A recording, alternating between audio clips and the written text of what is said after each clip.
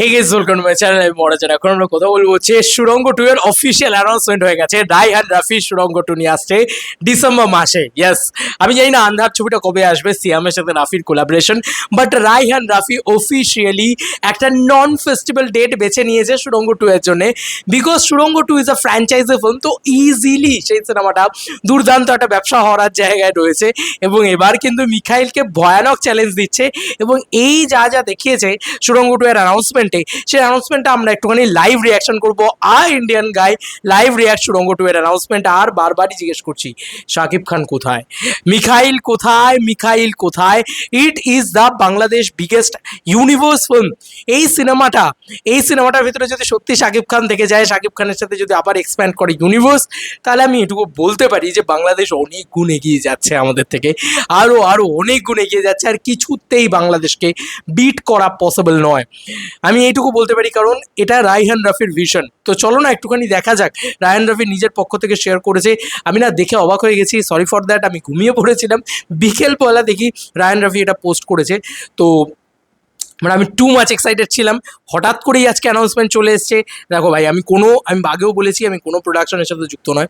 তো এখানে যে যে জিনিসপত্রগুলো লেখা হয়েছে, একটু ইংরেজিটা পড়ি। হ্যাঁ, লেখা হয়েছে অফিসিয়াল অ্যানাউন্সমেন্ট, সুড়ঙ্গ Masud is back, the blockbuster duo Afran Nisho Raihan Rafi reunited for Surongo 2, promising a bigger, bolder, and more thrilling chapter. A production of SVF Alpha Entertainment and a major expansion of the Ryan Rafi Film Universe, releasing December 2026 in cinemas. চলো না একসাথে বসে একটু দেখি। মাই god, BGM আছে ভাই।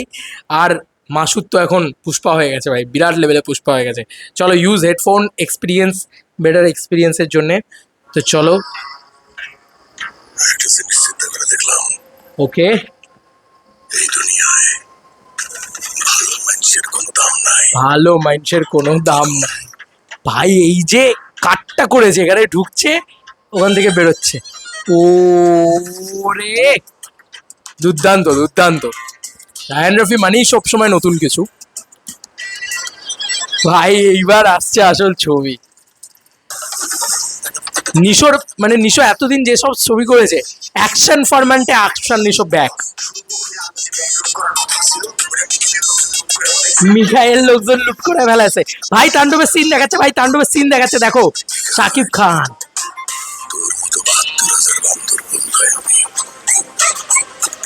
সাহাবাস। এই সিনগুলো আমরা সব তাণ্ডবে দেখেছি।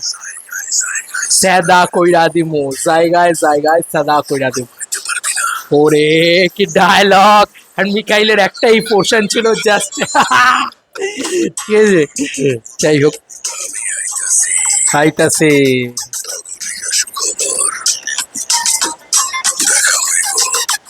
ডিসেম্বরে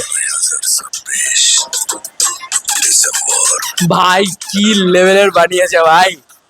এই লাস্টের লাইনটা আবার নতুন করে আফরান নিশো ডাব করেছে সম্ভবত।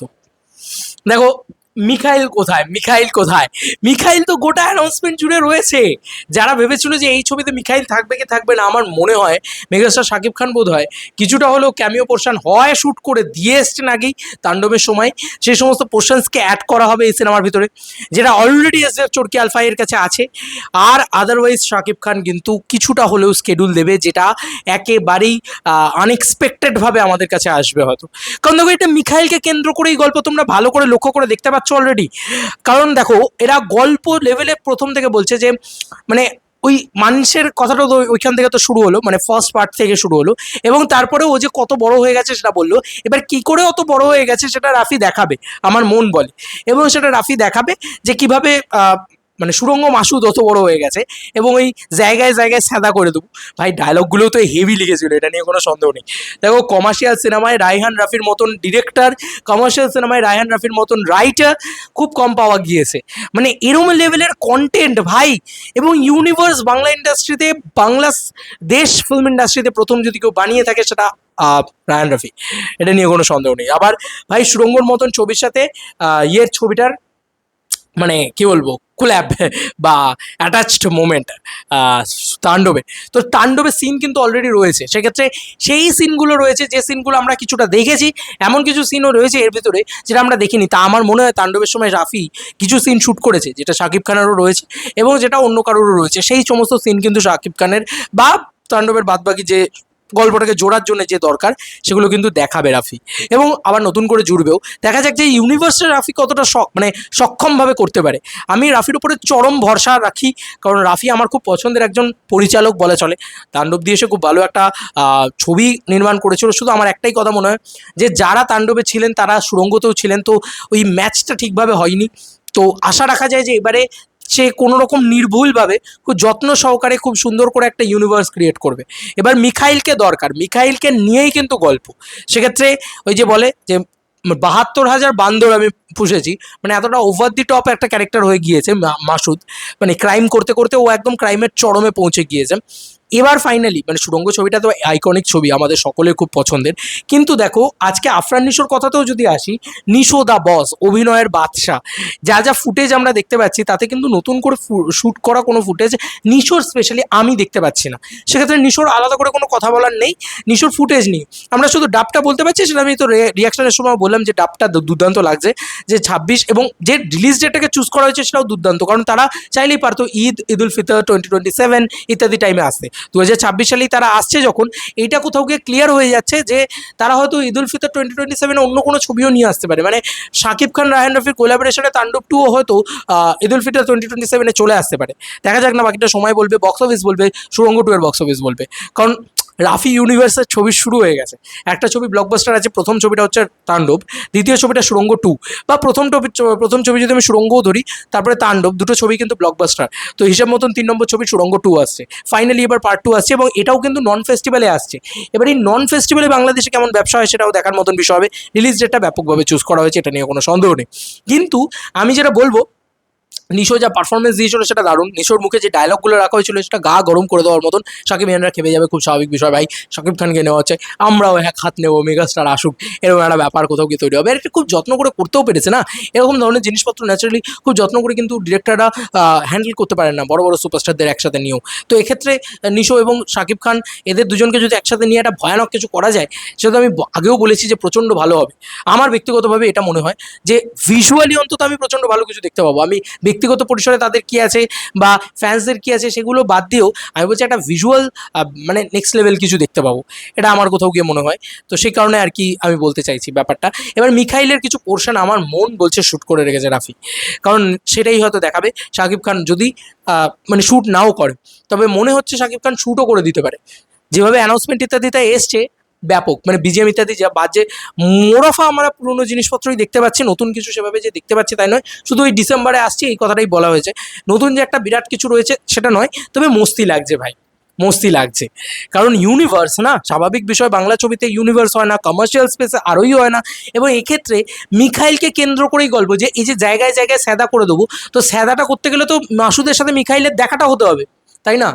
তো এই গল্পটা যে শুধুমাত্র মাসুদের ব্যাকগ্রাউন্ডকে, যে মাসুদ কীভাবে একটা ইলেকট্রিশিয়ান থেকে আস্তে আস্তে একটা গ্যাংস্টার মাফিয়া, মানে একদম বাংলাদেশের বাপ লেভেলে ডন হয়ে উঠলো, সেইটাই শুধু দেখাবে তাই নয়। আমার কোথাও গিয়ে মনে হয় যে ও সুড়ঙ্গ কাটতে কাটতে ওই যে জায়গাটা যেরকম দেখাবে, তার সঙ্গে সঙ্গে মিখাইলের সাথে ভার্সেসটাও দেখাবে। তো মিখাইলের সাথে যদি ভার্সেস দেখাতে হয় ভাই, শাকিব খানকে তো সময় দিতেই হবে, শাকিব খানকে তো মানে শ্যুট করতেই হবে, তাই না? তো দেখা যাক, সকলকে মিথ্যা প্রমাণিত করে শাকিব খান আবারও এই ইউনিভার্সের পার্ট হন কিনা। অনেকেই চেয়েছেন, অনেকেই চাননি, এরকম জিনিসপত্র হয়েছে। তবে আমি ব্যক্তিগতভাবে চাই এই কারণেই, যাতে দেখতে ব্যাপারটা ভাল লাগে। পরিষ্কার কথা ভাই, এই দুজন ফ্রেমে এলে, একসাথে এলে মাথা পাগলা করে দেওয়া জিনিসপত্র হবে, এটা সত্যি কথা। আমাদের এখানে যেরকম দেবদা জিদ্দা একসাথে এলে মাথা পাগলা করে দেওয়া জিনিসপত্র হবে, কেউ ভাবতে পারে না, কেউ করতে পারে না, কিন্তু রাফি ওটা করে দেখিয়েছে। তাই মানে যে যাকে যাই বলুক না কেন, সব কিছু সরি টরি বলে, সব কিছু মাফটাফ চেয়ে ভাই এবার একসাথে এসো, বাংলাদেশ বক্স অফিস উড়িয়ে দাও, আমি এইটুকুই বলবো। কারণ এই ছবিতে কিন্তু মূল মিখাইলকে কেন্দ্র করেই গল্প। তা অন্তত আমরা মানে অ্যানাউন্সমেন্ট দেখে তো তাই মনে হচ্ছে, অফিসিয়াল অ্যানাউন্সমেন্ট না, এক্ষেত্রে তো তাই কথাগুলো বলা হচ্ছে। এবং সেক্ষেত্রে তো বোঝাই যাচ্ছে যে সুড়ঙ্গ 2 শুধু মনসুরকে নিয়ে নয়, মিখাইলকে নিয়ে বরং আরও বেশি করে হতে চলেছে। কারণ মিখাইলের প্রসঙ্গ বারবার আসছে, তাহলে তো মনসুরকে নিয়ে আলাদা করে কোনো ভয়েস ওভার বা এরকম কিছু দিত, তাই না? গল্পটা তো ওদিকে মুভ করতো। তো রাফির কাছে হয় এক্সিস্টিং ভালো ফুটেজ রয়েছে, আদারওয়াইজ রাফি শাকিব খানের ডেট পেয়েছে। কিছু না কিছু একটা হবে ভাই, কিছু একটা হবে ভাই। আমার মস্তি লেগে গেছে, আমি ভাই চরম মস্তি পেয়েছি এই অ্যানাউন্সমেন্টটা দেখে। আর আমি মনে প্রাণে ওই উপরওয়ালার কাছে চাই যে শাকিব খান আফরান নিশো আর 2026 ডিসেম্বর এসে উড়িয়ে দিক, ঠিক আছে তো? আমি ফুল টু মস্তি পেয়ে যাবো, সিটি ফিটি মেরে দেবো ভাই, সিরিয়াস আমি মারতে পারি না, চিৎকার করে দেবো ভাই। এবার আমাদের এখানে রিলিজ করুক ছবিটা, কারণ সুড়ঙ্গ পার্ট 1 কিন্তু আমাদের এখানে রিলিজ করেছিল। তো এই ছিল এখনকার মতো ভিডিও। তোমাদের আর কি মতামত এন্টায়ার ভিডিওটাকে নিয়ে জানিও কমেন্ট সেকশনে। আর ক্রেজিয়েস্ট রিয়াকশন দিলাম, ইন্ডিয়ান গাই ক্রেজিয়েস্ট রিয়াকশন দিল, কারণ এই রকম ইউনিভার্সের জন্য তো আমরা মুখে বসে থাকি, তাও আবার বাংলা ছবিতে, কিন্তু পাইতো না ভাই। চাতক পাখির মতন বসে থেকে যদি দুফোঁটা জল ছেটাই কেউ মুখের সামনে, তাহলে তো এতটাই খুশি হতে হয়, তাই না? চলো বন্ধুরা, কোনো ভিডিওতে দেখা হবে, বাই।